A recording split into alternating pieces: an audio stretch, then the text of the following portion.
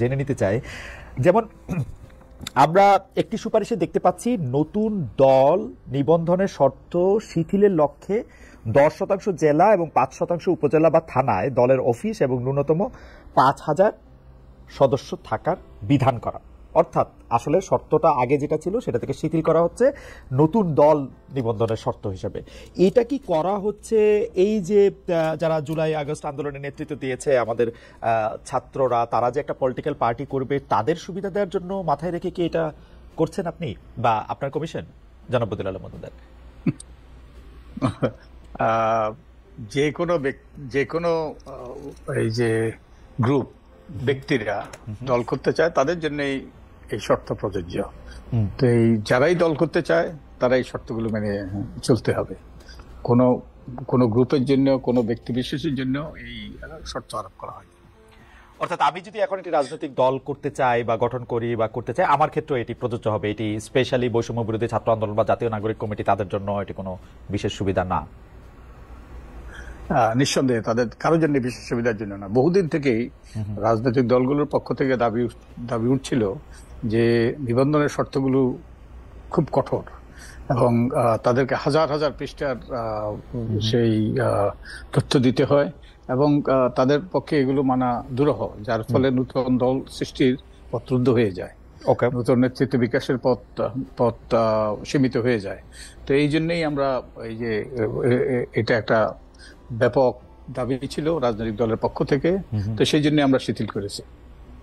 ওকে, আরেকটি কমিশনের আরেকটি প্রস্তাবের মধ্যে আমি দেখতে পাচ্ছি বা সুপারিশের মধ্যে আমি দেখতে পাচ্ছি আইসিটি বা আন্তর্জাতিক অপরাধ ট্রাইব্যুনালের আইনে সাজাপ্রাপ্ত সকল ব্যক্তিকে কোনো দলের সাধারণ সদস্য বা কমিটির সদস্য আর অযোগ্য করা। স্যার, আমাদের প্রশ্ন হচ্ছে যে এই ক্ষেত্রে কি এই আইসিটির 5 আগস্টের পরে নতুন যে আইসিটি যেভাবে কাজ করতেছে তাদের সিদ্ধান্তর এইটা প্রযোজ্য হবে নাকি আগেরটাও প্রযোজ্য থাকবে? ধরা যাক যে এর আগের আইসিটি তো বেশিরভাগ সিদ্ধান্ত দিয়েছে জামাতে ইসলামী বা কিছু ক্ষেত্রে বিএনপির সদস্যদের ক্ষেত্রে, কাউকে মৃত্যুদণ্ড দিয়েছে, আবার কারো কারো ক্ষেত্রে বিভিন্ন রায়ও দিয়েছে, সেগুলিও কি প্রযোজ্য থাকবে? আইসিটির মামলায় যারা সাজাপ্রাপ্ত হয়েছে এটি তাদের সকলের বিরুদ্ধে প্রযোজ্য হবে। এটি তাদের মানে আগের পরের এখনকার সেগুলি সকলের বিরুদ্ধে প্রযোজ্য হবে, সকলের বিরুদ্ধে প্রযোজ্য হবে। স্যার, একটু যদি আরেকটা ব্যাপারে যদি একটু বলতেন যে মানে কেন এই প্রস্তাবটা করা হয়েছে, যে সেটা হলো দলের সাধারণ সদস্যদের তালিকা প্রস্তুত করে তা ওয়েবসাইটে প্রকাশ করা এবং উক্ত তালিকা প্রতি বছর একবার হালনাগাদ করা। মানে এইটা কেন, মানে এই প্রসেসটার মধ্যে দিয়ে? এর একটা বড় কারণ হলো অনেকে উড়ে এসে জুড়ে বসে।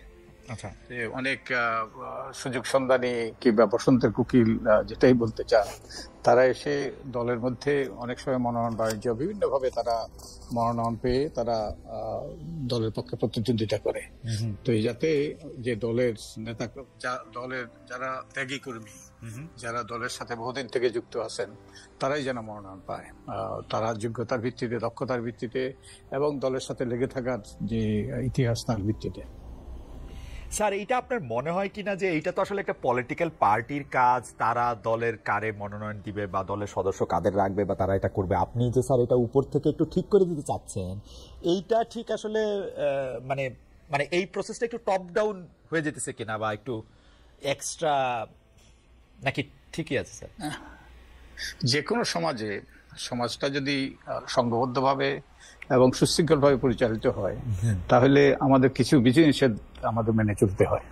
তো আমাদের নির্বাচন ব্যবস্থাকে যদি পরিচ্ছন্ন করতে হয়, কার্যকর করতে হয়, তাহলে আমাদের কিছু বিধিনিষেধ আমাদের আরোপ করতে হবে, যাতে সৎ ব্যক্তিরা, যোগ্য ব্যক্তিরা যারা জনকল্যাণে নিবেদিত তারা নির্বাচনে অংশগ্রহণ করার সুযোগ পায় এবং তারা জনগণের প্রতিনিধি হিসেবে নির্বাচিত হয়ে আসার সুযোগ পায়। তাই কিছু বিধিনিষেধ তো মানতেই হবে। এবং ওই যে নিবন্ধনের মূল উদ্দেশ্যটাই হলো যাতে যে গণতান্ত্রিক, স্বচ্ছ, দায়বদ্ধ গণতান্ত্রিক দল, সুশৃঙ্খল গণতান্ত্রিক দল যেন নির্বাচনে অংশগ্রহণ করে এবং জনগণের প্রতিনিধিত্ব করে।